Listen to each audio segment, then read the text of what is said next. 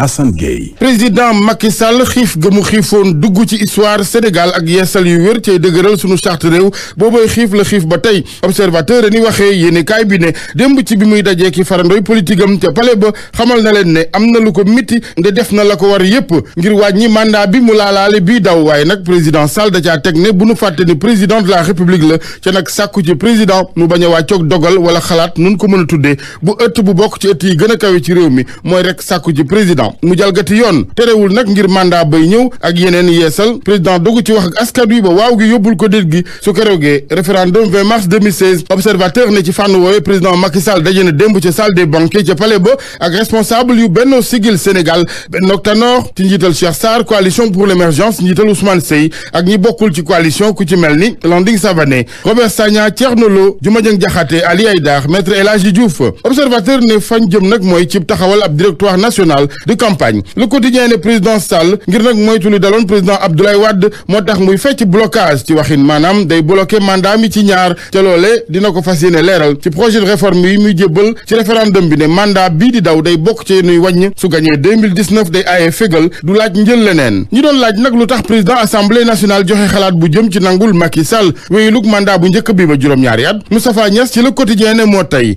joxe ci avis bu ni mel ci le soleil Moustapha Niass di leeral jàppale gu mu jàppale ba jeex Macky Sall ci yoon wi mu jël ndax mooy mu ne la yoon nangu Walfadjri jàpp ne dafa ngarale ndax nag daa mës a bokk ci ñuy kañ mandat juróomi at Moustapha Niass ne waaw tey la ko gën a gëm juróomi at yooyu ne mandat waaye nangu xalaatu constitutionnel mooy tànn sago dëgg ak njariñu Sénégal ci la tribune waa APR ñoom seen kuréel ak kilifteef gi di secrétariat exécutif national bi ci seenam ndajam démb di demee yaakaar ci waaw gi gagné ci référendum bi ndax xalaatul nañu ne déet gi am fa yoon Macky Sall di delluy leeral ci la tribune ne xalaatul ñetti mandat juróomi sage yi ci conseil constitutionnel nag am na ku leen grand place jàpp ne moo leen juróom bennal Oumar Pène la le 6e sage la ñu ko tuddee ci yéenekaay bi moom artiste waykat bi di woo politiciens yi ci waxtaan ngir bax yi ci arène politique bi dakk yéenekaay bi tuddee ko le sage ndax nag ñu ne sage du kenn ku dul ku sellaw doxalin am ngor ak xel mën a ràññee teg ca li yoon ci yi jamono Sénégal soxla na ñu ni mel moo waral démb ci émission kër gi bu dijee Sidaat Thioune ci RFM Oumar Pène ñu ne wane cee ni sage la ma ngay wootee waxtaan ndax mu ne ñaari guerre mondiale yi sax ci waxtaan la mujj nañu teg lépp ci waxtaan ak yëgoo ngir njariñal Sénégal libération moom xëyee wàllu yoon ak mbiram Boy Djiné ndeke dañ koy waxal ak jinne waaye nit njaay laa ki noppam daa fekk kay ci rëcc gi mu am ci ñu koy jàppale ci gardien yi ci kaso ba libération ne ci yooyu gardien am na ca ku enquête bi feeñal ne moo ko joxob téléphone ak ku puce keneen ku ko retiré la wari moo waral ñu ne moom Boy Djiné mën a wax ci téléphone ak ñu ko jël si ca kaso ba